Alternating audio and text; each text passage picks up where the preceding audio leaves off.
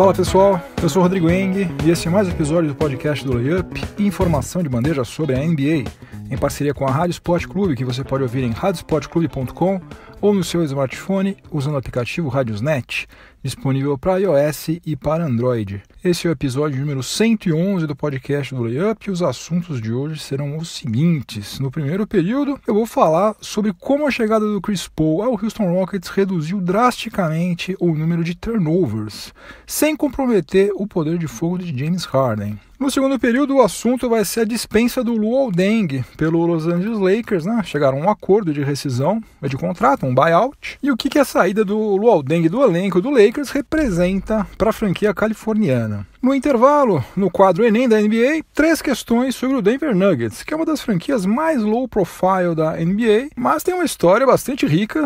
E, a exemplo de todas as outras, também merece fazer parte aqui da nossa série de quizzes. No terceiro período, eu vou falar sobre o Ryan Anderson, que foi negociado pelo Houston Rockets e deve ser o titular do Phoenix Suns na próxima temporada. Mas, pelo visto, a passagem dele pela franquia do Arizona não deve ser muito longa, não. Você vai ficar sabendo por quê no terceiro período. E no quarto período, eu vou falar sobre o Tyrone Wallace, que defendeu o Los Angeles Clippers na temporada passada, recebeu agora uma proposta do New Orleans Pelicans, e já aceitou, aliás. Só que como ele é um restricted free agent, a franquia californiana pode equiparar a oferta feita pelo Pelicans. Resta saber se o Los Angeles Clippers vai ter interesse em fazer isso. Então, chega de delongas, vamos ao que interessa, o podcast do Layup está no ar.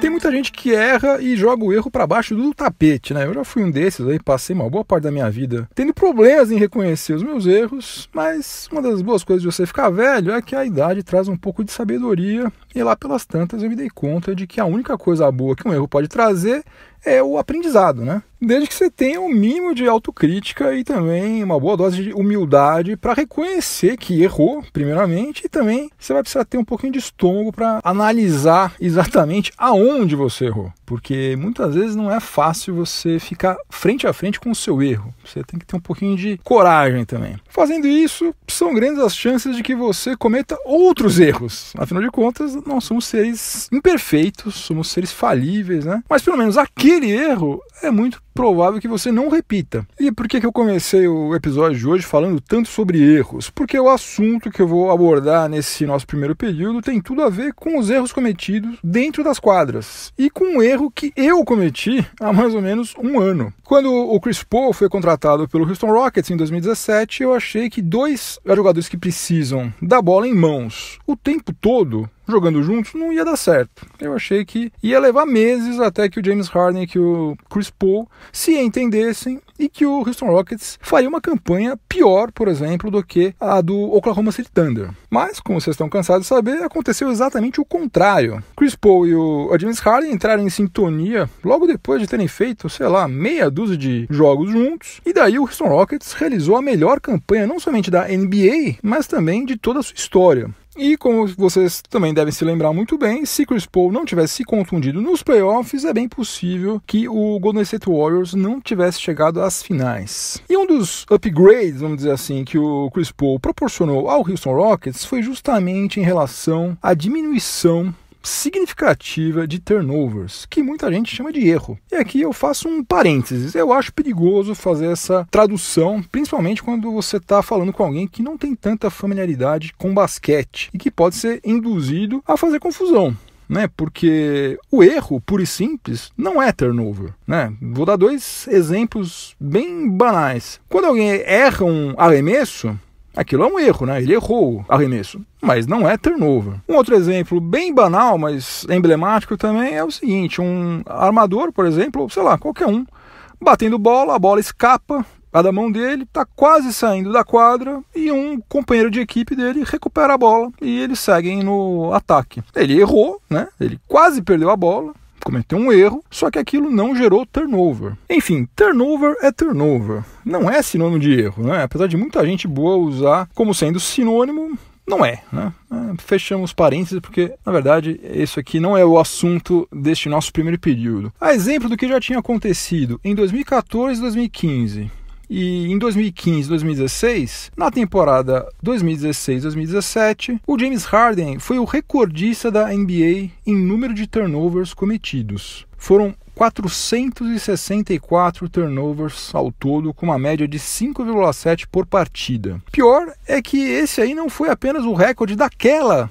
temporada, mas foi também o recorde em todas as temporadas da NBA. Até então, nenhum jogador havia cometido tantos turnovers em uma temporada. 37,4% dos 1.240 turnovers cometidos pelo Houston Rockets em 2016-2017 tinham sido de autoria de James Harden, e a franquia texana ficou em 6º lugar em turnovers cometidos. E aí você sabe, né? Quanto mais alto, pior, né? Ficou em 6º lugar, quer dizer, cometeu turnover pra caramba. Números realmente pornográficos. Alguma coisa precisava ser feita, e foi feita. O Houston Rockets contratou Chris Paul, e o impacto positivo causado pela chegada do Chris Paul foi simplesmente fantástico. Ele começou a dividir a responsabilidade de conduzir a bola e fez com que o Houston Rockets passasse de 6º em turnovers em 2016-2017 para 19º em 2017-2018, com um total de 1.135, nada menos do que 105 turnovers a menos do que na temporada anterior. E o James Harden, que tinha cometido 464 turnovers em 2016-2017, cometeu 315 na temporada passada. 149 turnovers a menos. É muita coisa.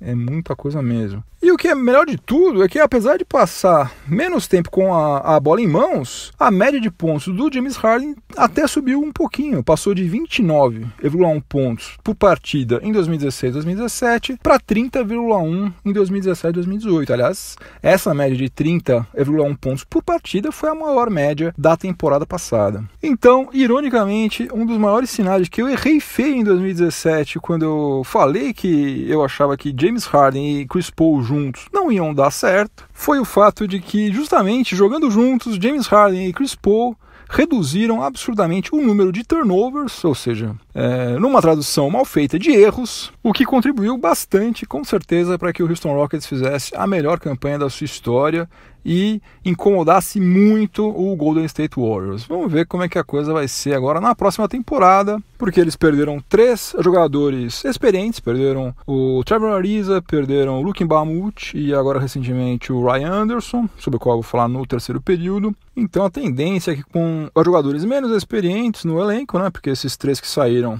vão ser substituídos inevitavelmente por jogadores mais jovens, é que haja mais turnovers. Mas acho que não numa proporção gigantesca a ponto de comprometer a campanha do Houston Rockets.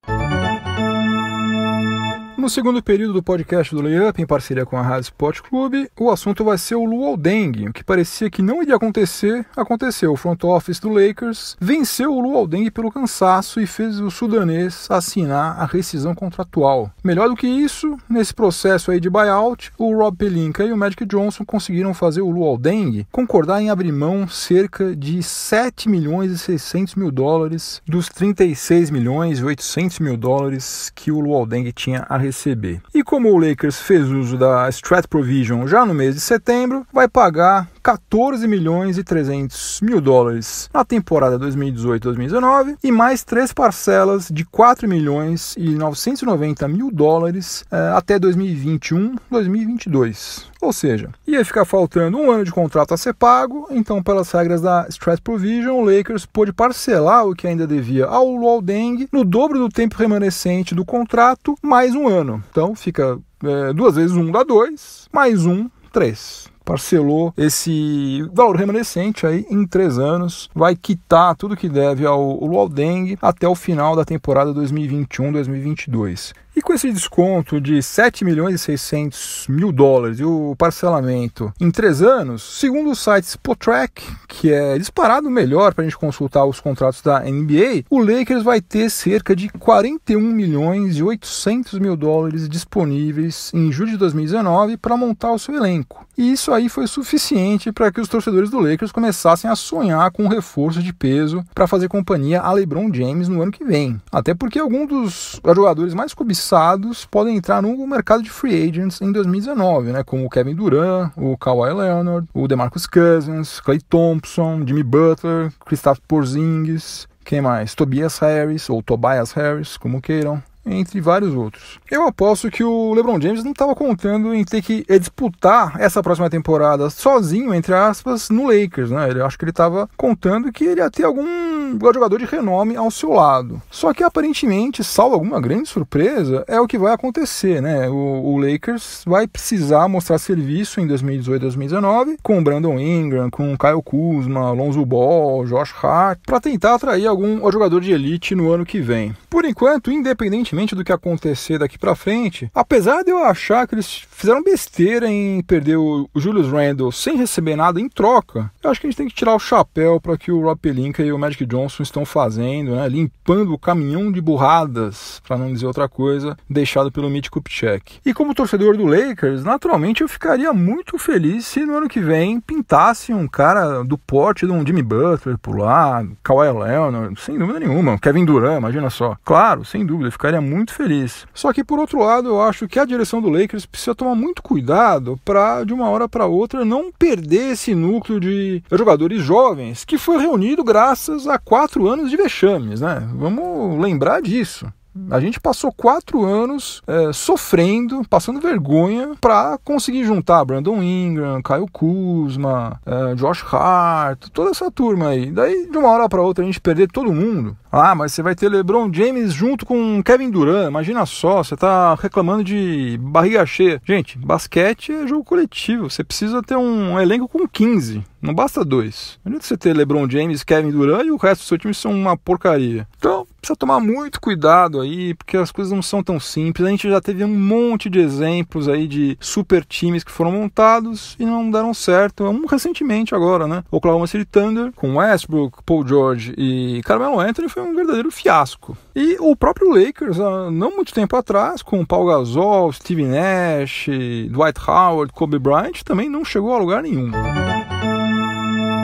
Chegamos ao intervalo do podcast do Layup em parceria com a Rádio Sport Clube e no quadro Enem da NBA de hoje, a série de quizzes que você encontra lá no layup.com.br. Hoje nós vamos responder a 3 perguntas sobre a franquia do Denver Nuggets. Vamos ver o quanto que você manja de Denver Nuggets. Eu vou começar pela mais fácil. Eu selecionei 3 perguntas, vou começar pela mais fácil de todas, para você já ir adquirindo confiança para as próximas 2. Então vamos lá. O Denver Nuggets conta com uma vantagem extra quando atua como mandante. Qual é esta vantagem? Alternativa A, a altitude, alternativa B, o frio, alternativa C, a torcida fanática, alternativa D, o calor ou alternativa E, o fuso horário. Você percebeu que tem algumas alternativas aí que você já pode descartar completamente. Então aí só para facilitar a sua vida. Mas vamos repetir tudo. O Denver Nuggets conta com uma vantagem extra quando atua como mandante. Qual é esta vantagem? Alternativa A, a altitude. Alternativa B, o frio. Alternativa C, a torcida fanática. Alternativa D,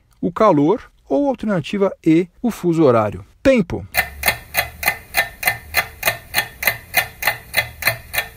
A alternativa correta era a alternativa A, a altitude. Denver é a cidade sede da NBA localizada na maior altitude, a cerca de 1.730 metros. E, por conta disso, alguns jogadores de outras franquias sofrem com os problemas causados pelo ar mais rarefeito de Denver. Segunda questão de hoje sobre o Denver Nuggets. Essa já é mais complicadinha, aí você precisa ter algum conhecimento. Qual jogador marcou o maior número de pontos em uma mesma partida defendendo a franquia do Denver Nuggets? Qual jogador marcou o maior número de pontos em uma mesma partida defendendo a franquia do Denver Nuggets? Alternativa A, David Thompson. Alternativa B, Alex English.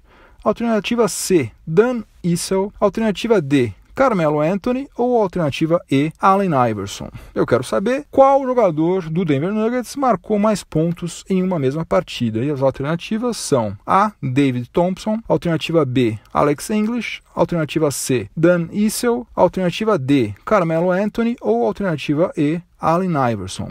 Tempo.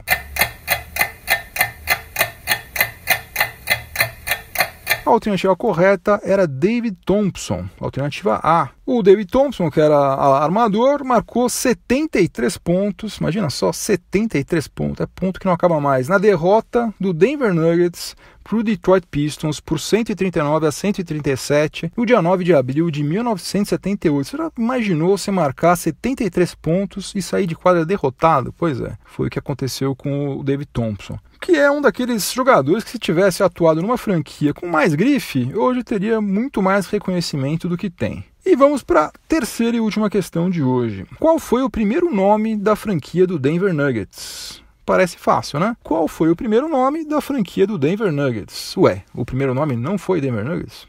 Pois é. Alternativa A, Denver Bullets. Alternativa B, Denver Braves. Alternativa C, Denver Rockets. Alternativa D, Denver Clippers. Ou alternativa E, Denver Chaparrals. Repetindo tudo, eu quero saber qual foi o primeiro nome da franquia do Denver Nuggets. Alternativa A, Bullets. Alternativa B, Braves. Alternativa C, Rockets. Alternativa D, Clippers. Ou alternativa E, Chaparrals. Tempo.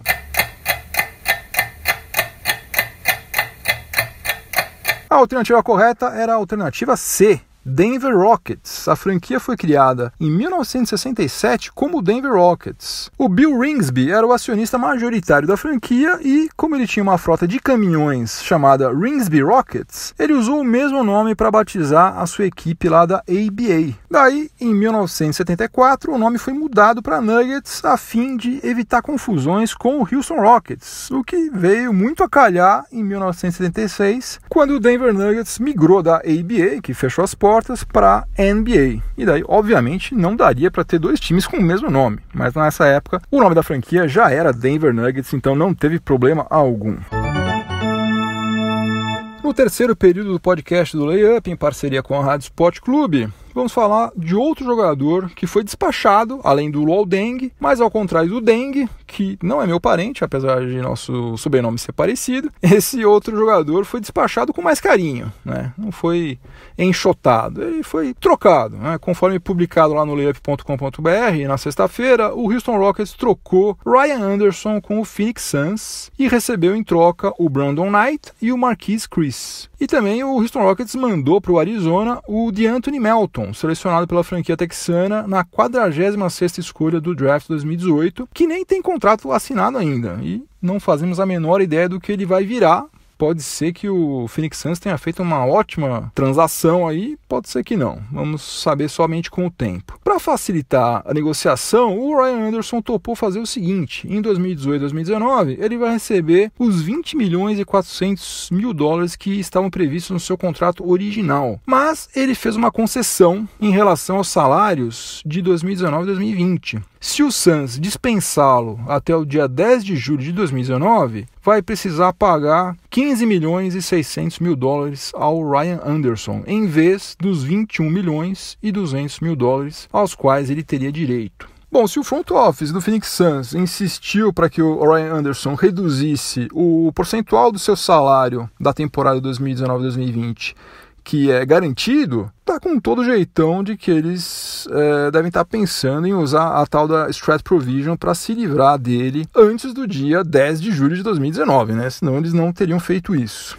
Mas segundo o Adrian Wojnarowski, que para variar foi um dos que trouxe a notícia da troca em primeira mão, na próxima temporada o Ryan Anderson deve ser o ala titular do Phoenix Suns, sim. E apesar de todos os problemas que ele tem no setor defensivo, eu acho que a chegada do Ryan Anderson representa um belo upgrade no elenco do Suns, até porque a coisa por lá anda tão feia há tanto tempo, né? Já faz 3 temporadas que eles têm feito campanhas tenebrosas. Ryan Anderson é um cara que, pelo menos pontuar, ele pontua, né? É um stretch four que merece respeito, pelo menos pelo que ele produz no setor ofensivo. Mesmo no Houston Rockets, ele meteu bola pra caramba. Ele não marca ninguém, é super lerdo, mas ofensivamente ele entrega resultado. E por falar em elenco, o time titular do Phoenix Suns para 2018-2019 deve ter o Devin Booker na 2, o Trevor Ariza na 3, o Ryan Anderson na 4. Aliás, Trevor Ariza e Ryan Anderson jogaram juntos durante 2 temporadas lá no Houston Rockets, e isso aí deve contribuir, deve favorecer de alguma maneira o Phoenix Suns.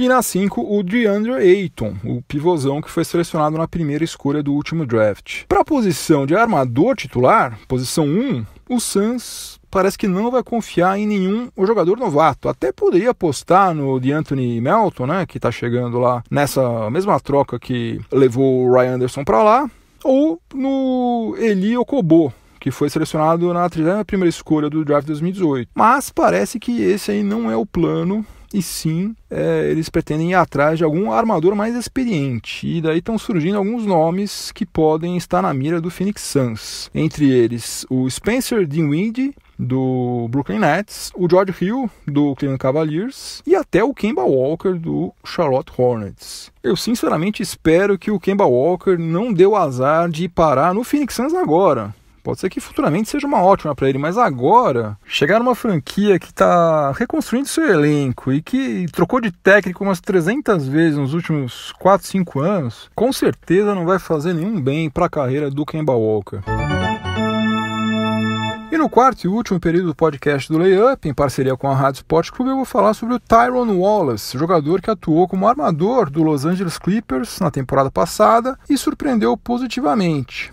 E ele até agora está sem contrato ainda, só que isso deve mudar em breve, porque o New Orleans Pelicans fez uma oferta que já foi aceita por ele. E segundo o Ian Bagley, da ESPN norte-americana, a oferta é de piso salarial não integralmente garantido e pelo prazo de 2 temporadas apenas. Só que tem o seguinte, ele já aceitou, só que ele é um restricted free agent. Então, o Los Angeles Clippers tem a possibilidade de igualar essa oferta que foi feita pelo Pelicans e mantê-lo no elenco para a próxima temporada.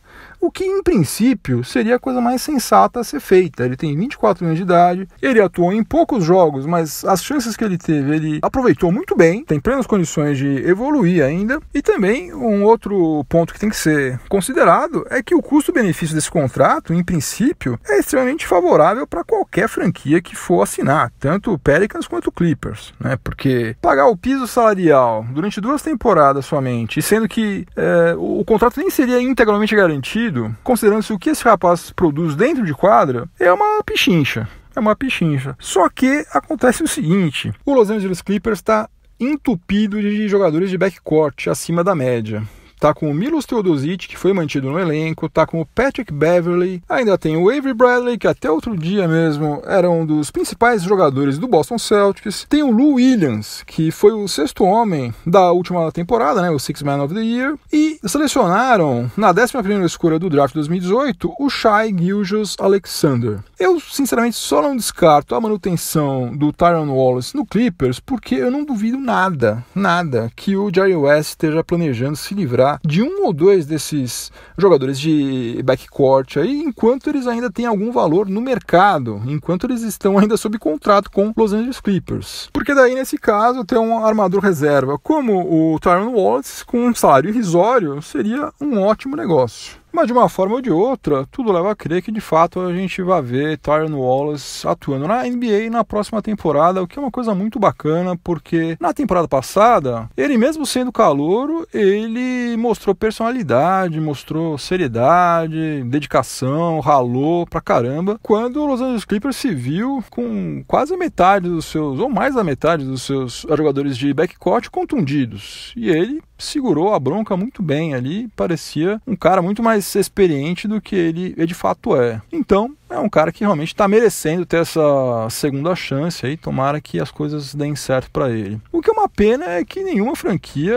meteu uma proposta um pouquinho melhor, né? Porque ofereceu o piso salarial num contrato parcialmente garantido de apenas 2 temporadas, é um convite para o Clippers equiparar essa oferta aí e ficar com ele, né? Mas enfim, de toda maneira vai estar na NBA, vai estar ganhando centenas de milhares de dólares, muito melhor do que todos nós juntos, e vai estar sendo submetido a um outro teste, né? Vai ter que provar mais uma vez que ele de fato tem lugar nessa liga aí super competitiva, para daí, quem sabe, finalmente assinar um outro contrato um pouquinho mais extenso e por um montante um pouquinho maior.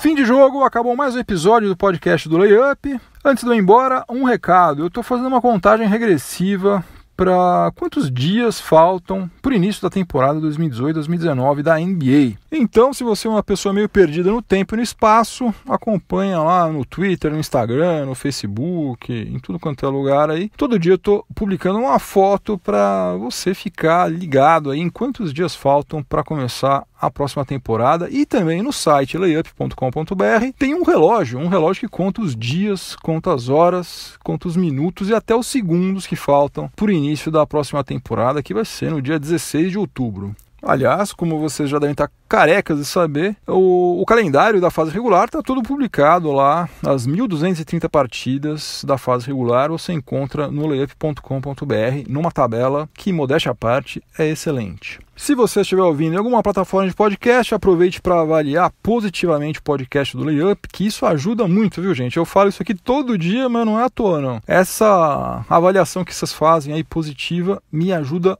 absurdamente, por isso que eu sempre peço. E se você estiver ouvindo na Rádio Sport Clube, continue sintonizado por aí que vem mais informação esportiva de qualidade na sequência. Uma ótima semana para todo mundo, muito juízo e até a próxima. Um abração, tchau, tchau.